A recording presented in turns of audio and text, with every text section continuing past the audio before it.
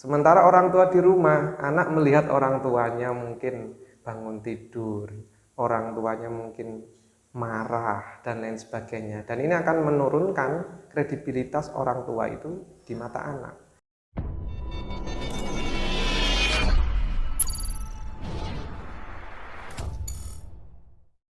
Assalamualaikum warahmatullahi wabarakatuh.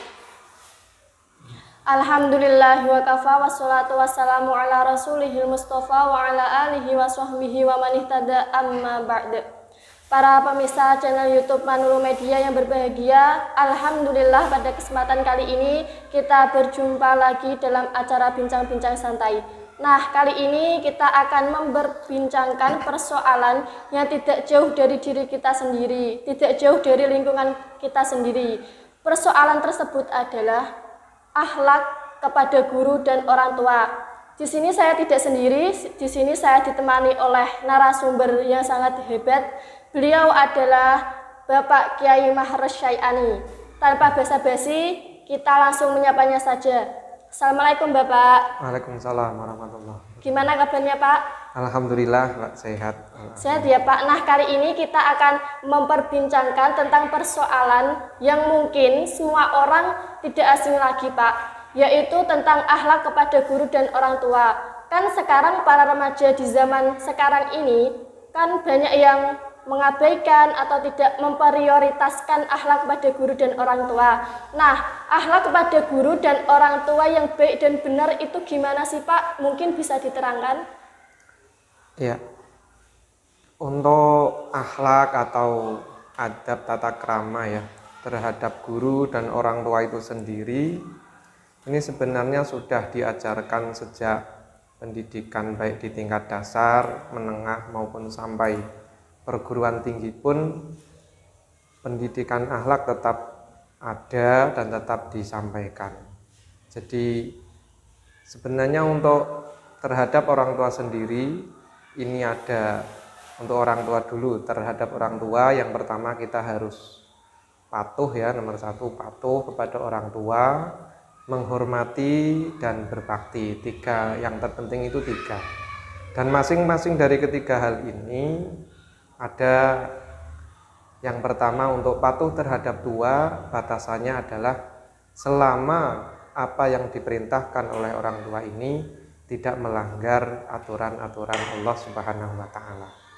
Untuk menghormati sendiri, kita menghormati orang tua dan guru ini baik dari ucapan maupun perbuatan kita.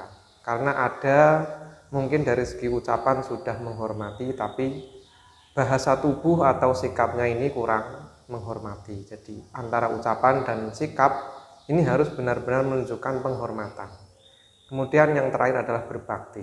Berbakti ini adalah bagaimana cara kita bisa membuat orang tua dan guru ini ridho, senang dengan apa yang kita lakukan. Mungkin itu dulu. Berarti adab itu bisa diajarkan ya Pak? Adab ini memang bisa diajarkan karena pada dasarnya adab ini adalah norma, tata krama atau aturan-aturan yang berkaitan. Sekarang ini adab sudah secara umum diartikan sebagai sopan santun gitu ya, tata krama. Jadi dari kecil kita sudah diajarkan, bahkan di dalam sekolah-sekolah baik formal maupun non formal ini juga ada mata pelajaran atau kajian-kajian tentang adab itu sendiri. Mulai dari adab, kalau berdasarkan usia ya ada adab etika bergaul, saya katakan sebagai etika bergaul, baik dengan teman sebaya, teman yang ada di bawah kita mungkin usianya, dan teman yang dengan orang yang usianya ada di atas kita. Itu ada, bisa diajarkan, dan biasanya untuk anak-anak usia dini itu melalui pembiasaan itu seperti itu. Terus kan masa di zaman sekarang kan era digital ya Pak. Mengapa sih anak itu lebih patuh terhadap perintah gurunya dibanding kepada perintah orang tuanya?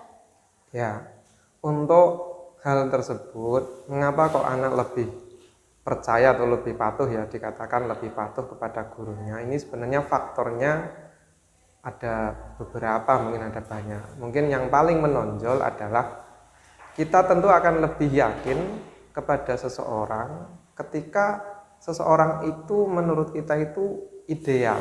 Maksudnya adalah yang nampak pada diri kita adalah sisi positifnya.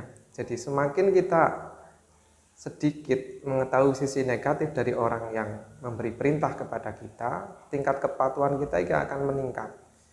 Guru, anak bertemu dengan guru itu kan hanya di sekolah.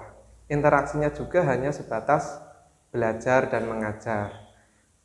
Anak tidak akan tahu bagaimana kondisi guru ketika bangun tidur, guru ketika makan, ketika lain sebagainya. Jadi sosok guru di mata anak ini adalah sosok yang sebagian besar ini adalah positif. Sementara orang tua di rumah, anak melihat orang tuanya mungkin bangun tidur, orang tuanya mungkin marah dan lain sebagainya. Dan ini akan menurunkan kredibilitas orang tua itu di mata anak.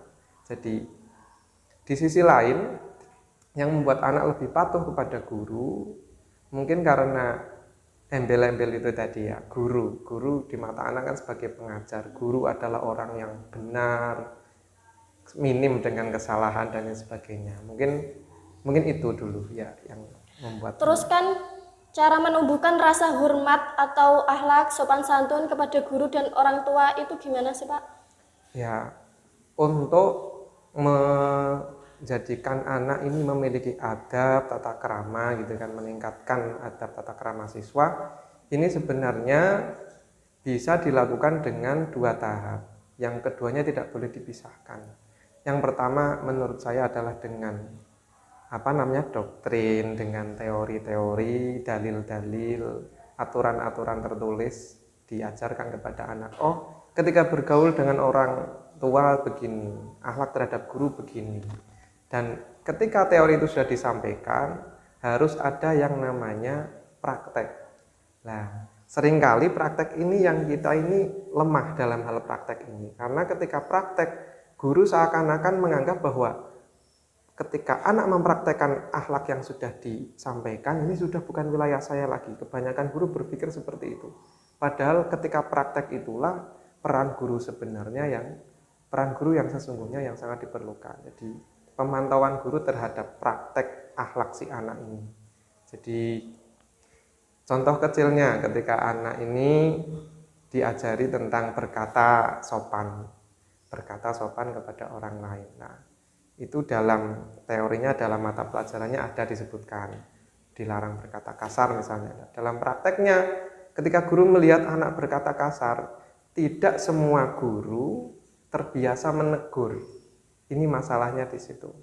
Jadi alangkah baiknya ketika ada anak yang ketika mempraktekkan akhlaknya, ketika praktek tata kramanya ini tidak sesuai dengan apa yang sudah diajarkan, guru langsung bisa menegur.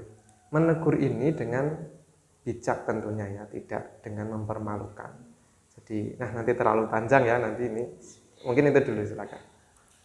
Terus faktor penyebab penurunan rasa hormat pada guru dan orang tua itu apa saja sih Pak?